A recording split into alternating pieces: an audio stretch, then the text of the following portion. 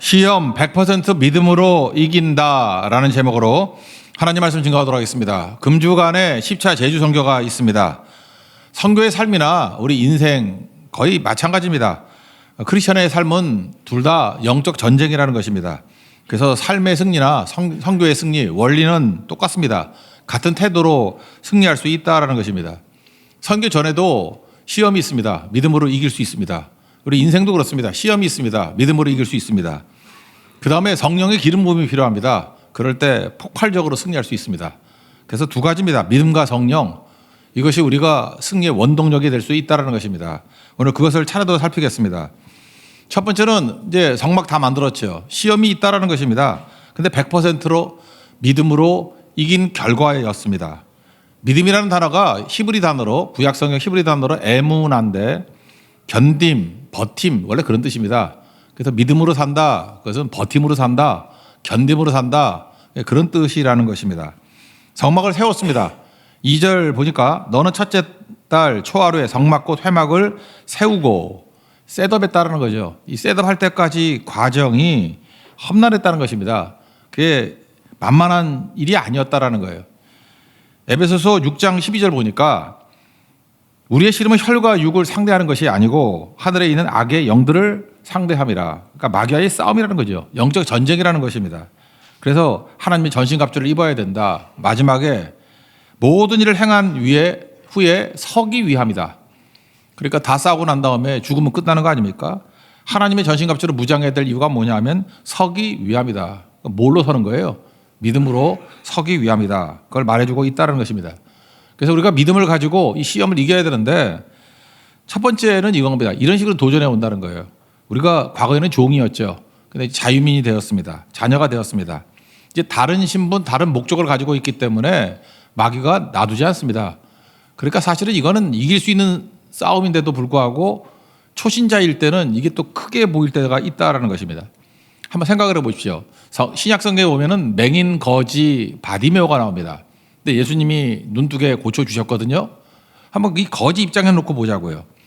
맹인 거지 바디메오는 직업이 지금 말했잖아요. 거지입니다. 거지. 거지로서 최고의 조건은 뭐냐면 맹인일 때 구걸하기 쉽습니다. 여러분 눈 뜬 거지하고 눈 감은 거지하고 누구에게 주겠습니까? 눈 뜬 거지에게 동정심이 더 가잖아요. 주잖아요. 뭐 한 가지 다른 얘기를 하면 머리카락이 무성한 거지하고 대머리하고 누구에게 주겠습니까? 그래서 대머리는 거지가 없어요. 그거 아세요? 왜 영업이 안 되기 때문에. 그래서 사람들은 되게 이게 동정하는 조건들이 있는 사람에게 동정을 합니다. 그러니까 거지로서의 최고 가치는 맹인이에요. 그러니까 맹인이기 때문에 거지가 된 것도 되겠지만 거지로서의 최고의 자산은 맹인입니다. 눈뜨게 만들었습니다. 그러면 이제는 뭘 하지 말라는 거예요. 네 인생은 거지가 아니라는 거죠. 이제는 일하고 살아야 된다는 것입니다.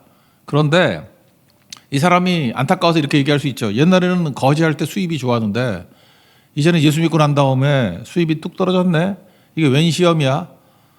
다시 거지로 돌아가야지. 이게 어리석다라는 거죠. 예수 믿으면 그런 게 있습니다. 이 거지같이 살던 인생들이거든요. 마귀의 종되었던 인생이거든요. 그거 못하게 만드는 공격이 있습니다.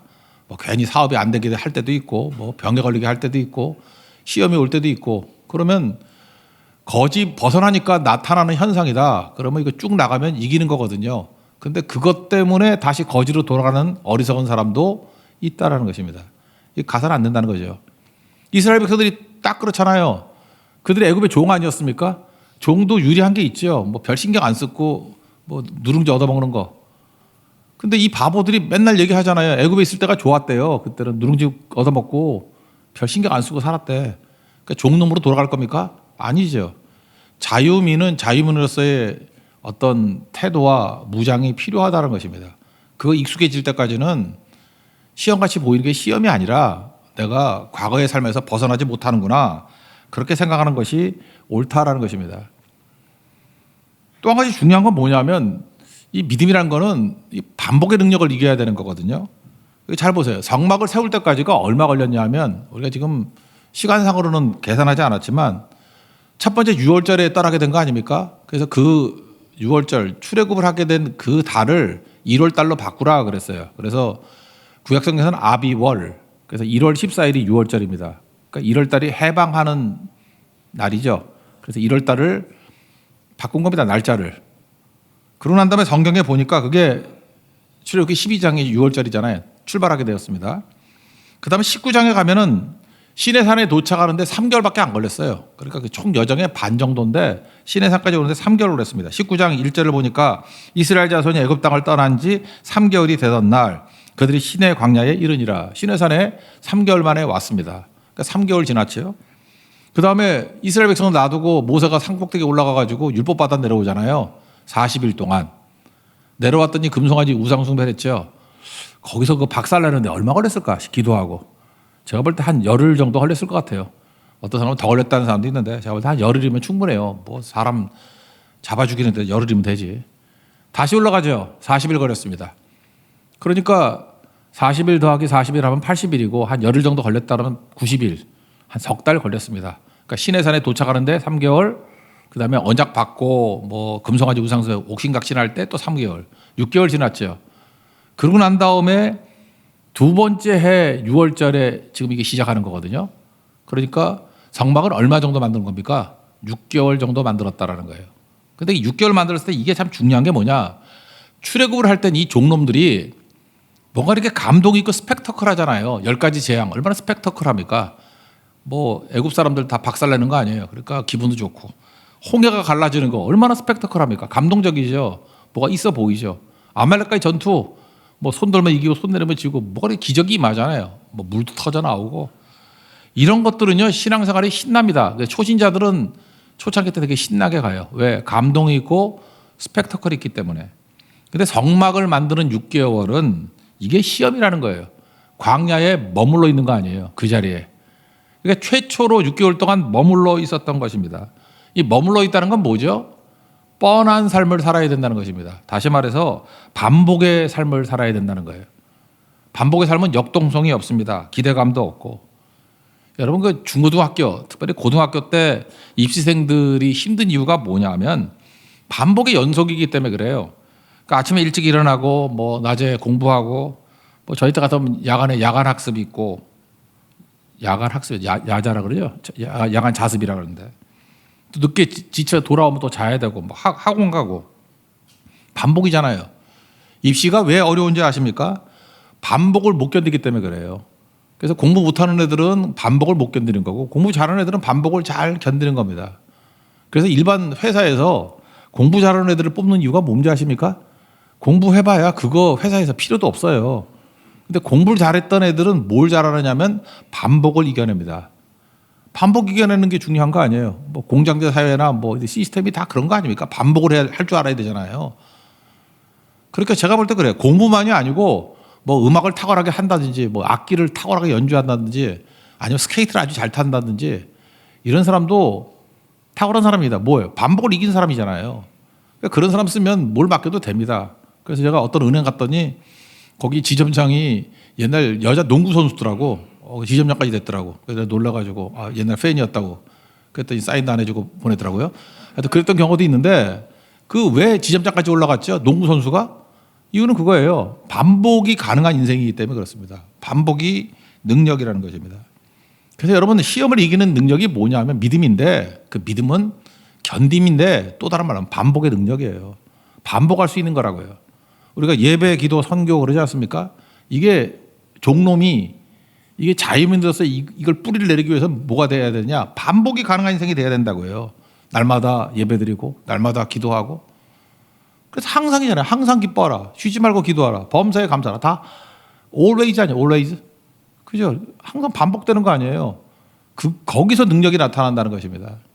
이스라엘이 낙심했을 때 예레미야 애가 3장 23절 보니까 반복 중에 뭘 느끼느냐? 이것들이 아침마다 새로우니 주의 성실하심이 크시소이다. 계속 반복하는데 식상하지 않고 아침마다 새롭답니다. 이게 능력이에요. 성령이 함께 하시면 봐서 이런 능력이 나타납니다. 반복을 하는데 지루하지 않고 식상하지 않고 날마다 새롭다고 얘기를 합니다. 그러니까 뭐예요? 기다리는 자들에게나 구하는 영혼들에게 여호와는 선하시도다. 이렇게 반복하는 자에게 능력을 주신다는 거죠. 그러고 난 다음에 젊은이들에 관한 얘기들이 쭉 나와요. 젊었을 때 멍에를 매는 것이 좋으니 이 뭐죠? 젊었을 때 멍에 매면서 반복하는 훈련을 하는 것이 좋으니 그 다음에 절망 중에도 반복하면 이겨낸다는 거죠. 그대의 입을 땅에 티끌에 댈지어다. 혹시 소망이 있을지로다. 이스라엘 백성들이 입에 티끌이 들어갔다는 건 뭐냐면 엎어져가지고 입에 흙이 들어간다는 얘기 아니에요. 그러니까 좌절도 이런 좌절이 없죠. 완전 실패. 그래도 소망이 있다는 거, 일어선다는 것입니다. 왜요? 반복하니까. 날마다 새로운 아침을 맞이하니까. 그 다음에 이런 얘기를 합니다. 자기를 치는 자에게 뺨을 들이대며 치욕으로 배부를지어다. 젊었을 때 치욕당하는 거 참기 힘들죠. 근데 치욕도 반복하면서 하나님 앞에 나아가면 이것도 이겨낼 수 있다라는 것입니다. 주께서 영원히 버리지 아니하실 것이다. 이걸 통해 가지고 예레미야 애가 같은 거 고난 중에 있을 때 그냥 통째로 외워버리세요. 그럼 결국은 반복이라는 믿음의 행위를 통해 가지고 다 극복하고 여호와께서 인생으로 고생하게 하는 것은 본심이 아니랍니다. 이걸 통해서 주님께서 원하시는 뜻을 이루고 일어서게 된다는 거예요. 오늘도 고난 당하시는 분들 계십니까? 견디셔야 됩니다. 그게 믿음이에요. 어떻게 견디느냐? 반복을 통해서. 예배 반복하십시오. 그래서 맨날 새벽 기도 하라는 얘기예요. 새벽 기도는 반복의 훈련의 최고잖아요. 매일마다 기도하고 매일마다 예배하고 그러다 보면 그 자기가 반복하기는 얼마나 힘들어요. 근데 그 리듬에 맞춰서 반복하다 보면 질병도 이기게 되고 시험도 이기게 되고 마귀의 공격도 이기게 되고 날마다 새롭게 되고 식상하지 않고 맨날 기쁘게 살아가는 거예요. 이유가 뭐냐?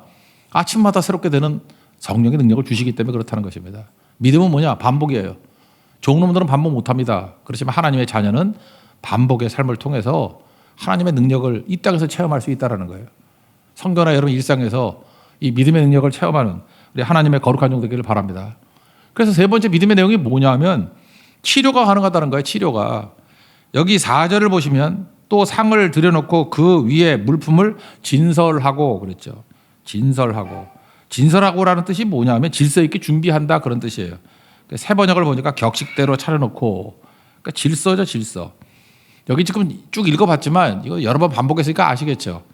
이 마지막 설명을 할 때 먼저 지성소에 관한 설명을 하고 그 다음에 성소에 관한 설명을 하고 그 다음에 물두멍에 관한 설명을 하고 그 다음에 제단에 관한 설명을 하고 입구에 관한 설명을 합니다. 그러니까 순서가 쫙 있는 거죠.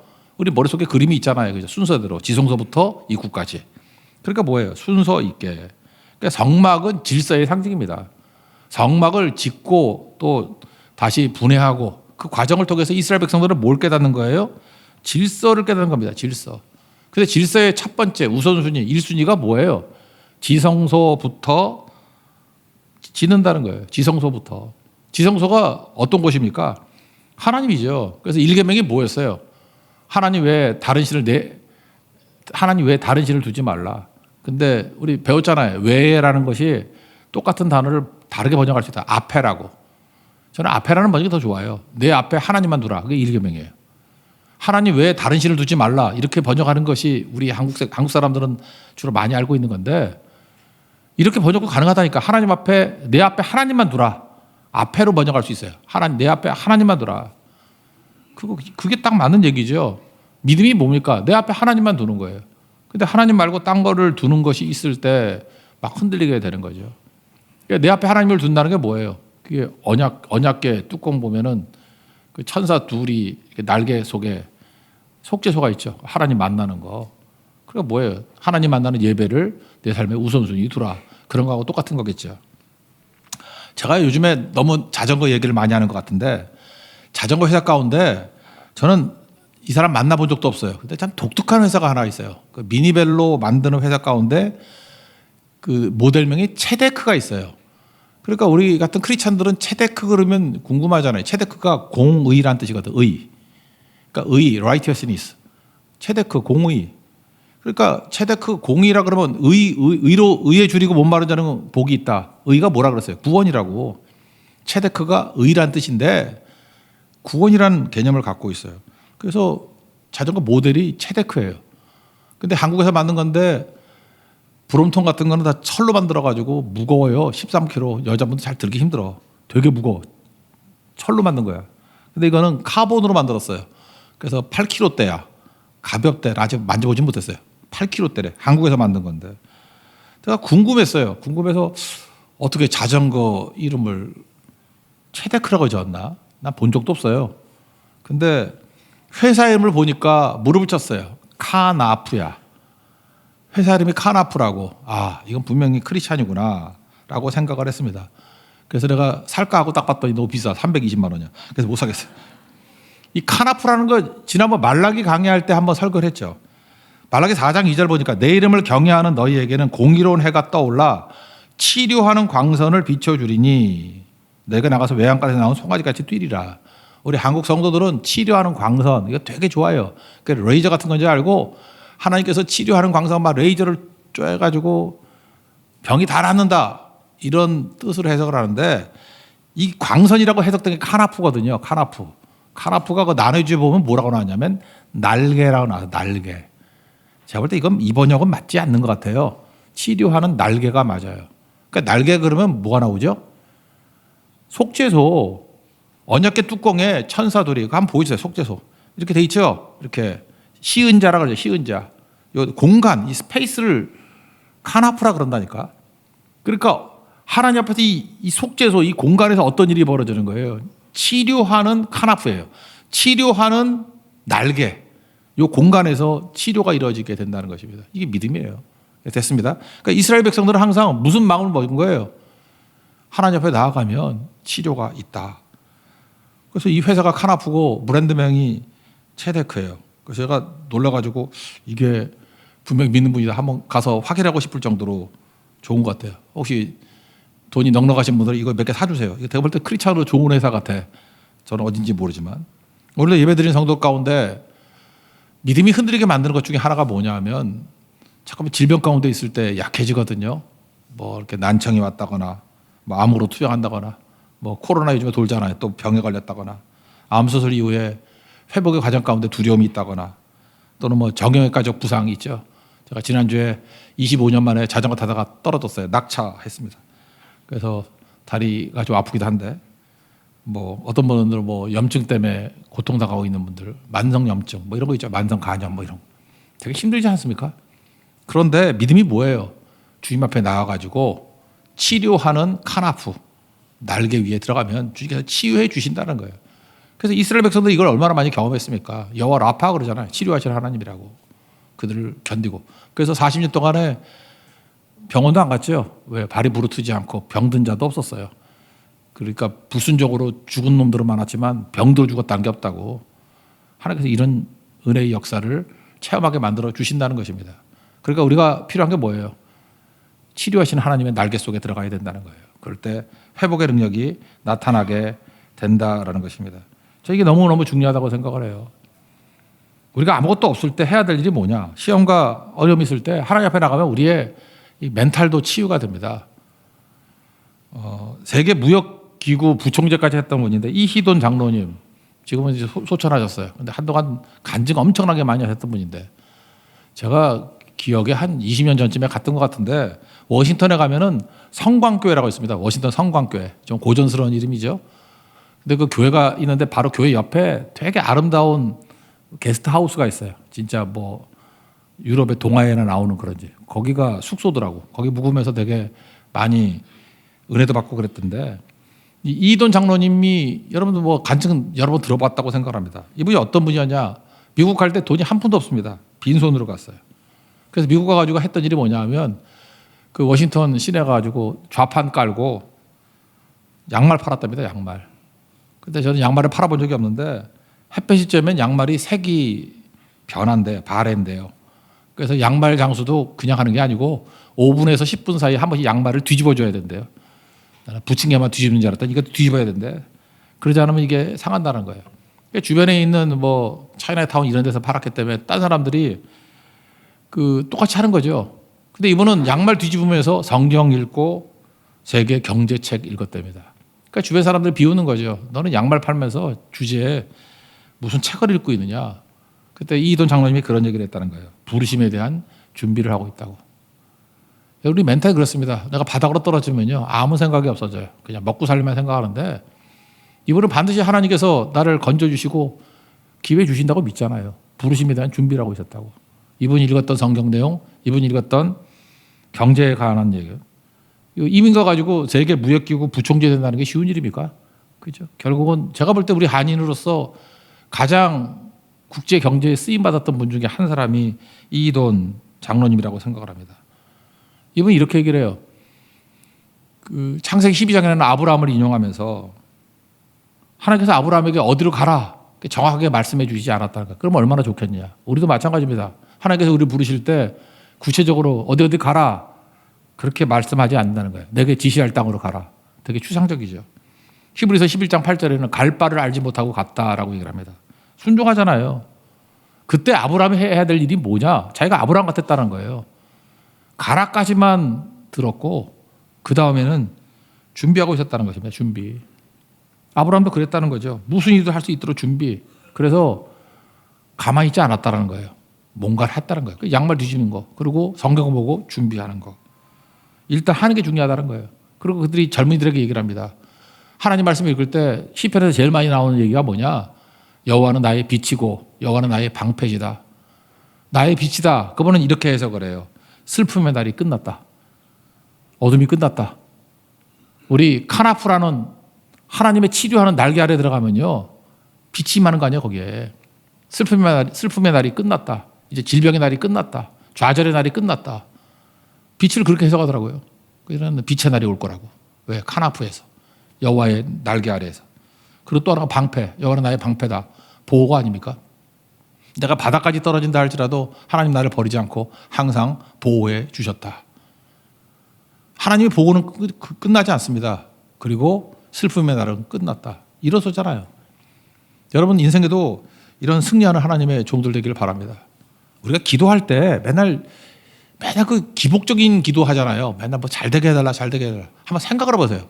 만약에 기복적으로 기도한다 그러면 하나님이 웃기는 하나님 아닙니까? 하나님이 모든 걸 다 주관하고 계신다면서요. 근데 하나님이 우리에게 병을 줬어. 근데 맨날 기도가 그거잖아요. 이 병 낫게 해달라고, 병 낫게 해달라고. 그러니까 나았어요.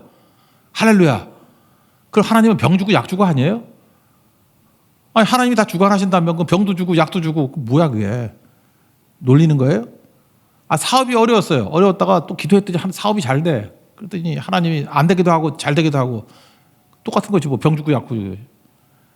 성경은 그렇게 얘기를 하지 않습니다. 팔복의 하나님은 그게 아니고 메시지가 있다는 거 아니야. 뜻이 있다는 거 아니야. 하나님이 뭐 아까도 예레미야 애가도 나오잖아요. 하나님이 우리에게 근심을 주고 하나님의 본심이 아니라고. 그 본심이 아니라 그러면 그 본심을 알아야 될 거 아니에요. 그래서 우리가 어려움 당할 때마다 뭘 기도해야 되냐면 하나님 내가 무엇을 깨닫길 원합니까? 이 고난의 목적이 무엇입니까? 이유가 있을 거 아니에요. 이유가. 그걸 깨달아야죠. 깨달으면 이기게 된다라는 것입니다. 그래서 이 모습이 꼭 있어야 된다라는 거예요.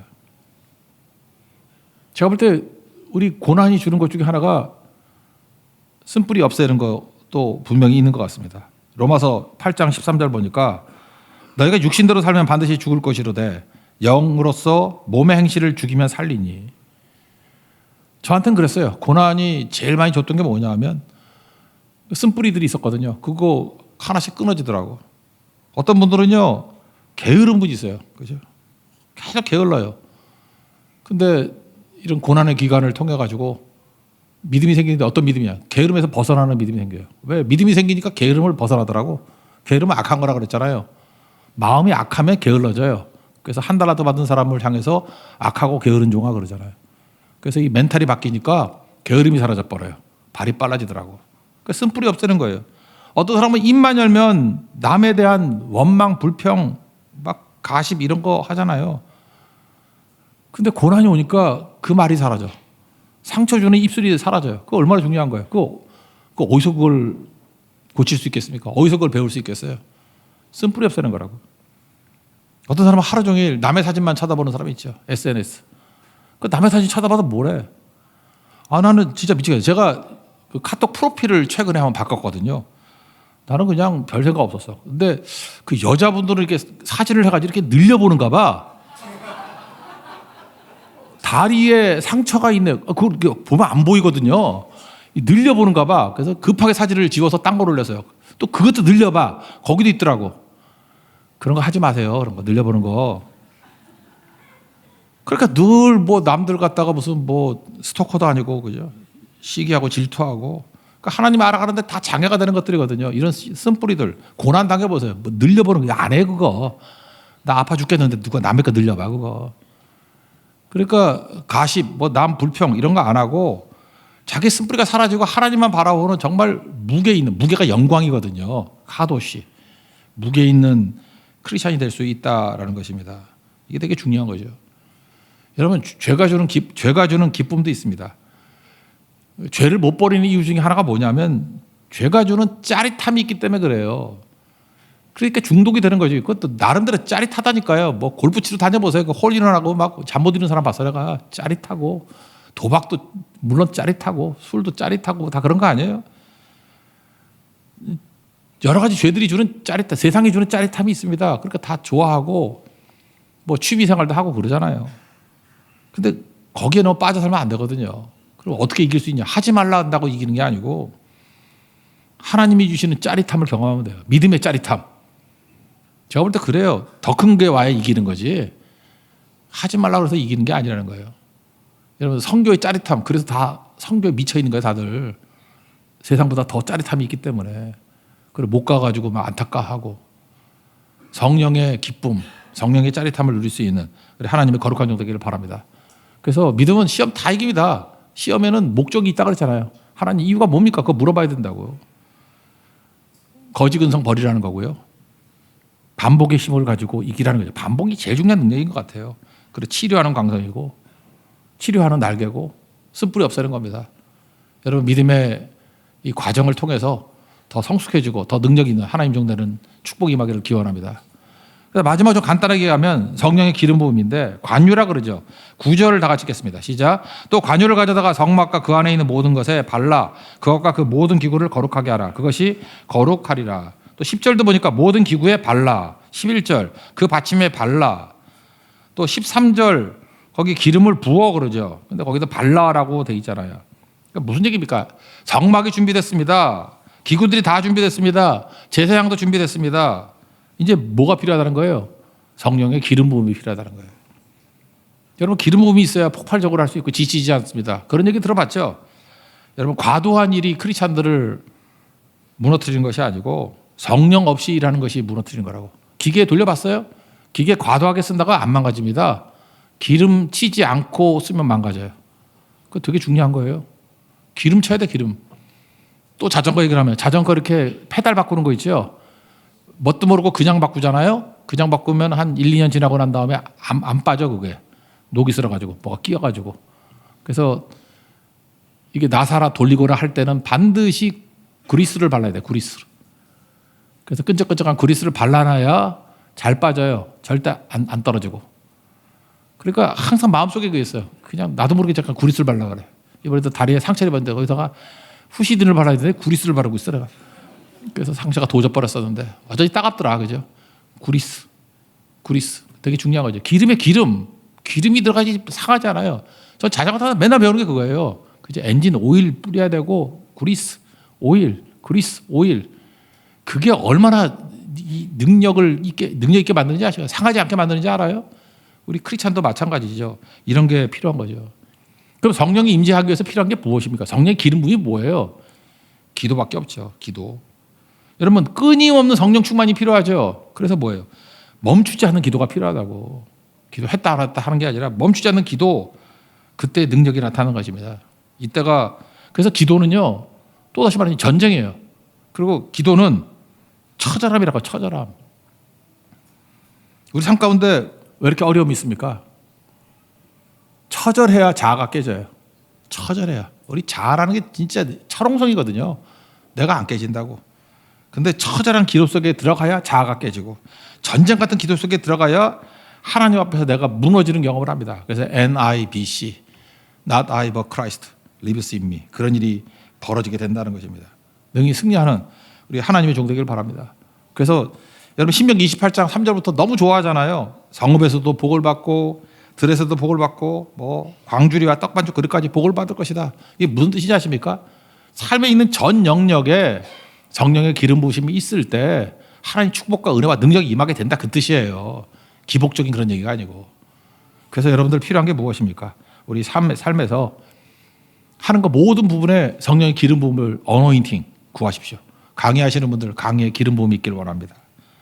노래하시는 분 노래에 기름 부음이 있기를 원합니다. 의사의 손길 기름 부음이 있기를 원합니다. 연구할 때, 논문 쓸 때 기름 부음이 있기를 원합니다. 학생들 학업에 기름 부음이 있기를 원합니다. 선교에 기름 부음이 있기를 원합니다. 사업 기름 부음이 있기를 원합니다. 그래서 우리 삶 전체에 성령의 기름 부음으로 말미암아 폭발적인 능력이 나타날 수 있는 하나님의 거룩한 종 되기를 축원합니다. 자리에서 일어나겠습니다. 나는 믿네 찬양하겠습니다.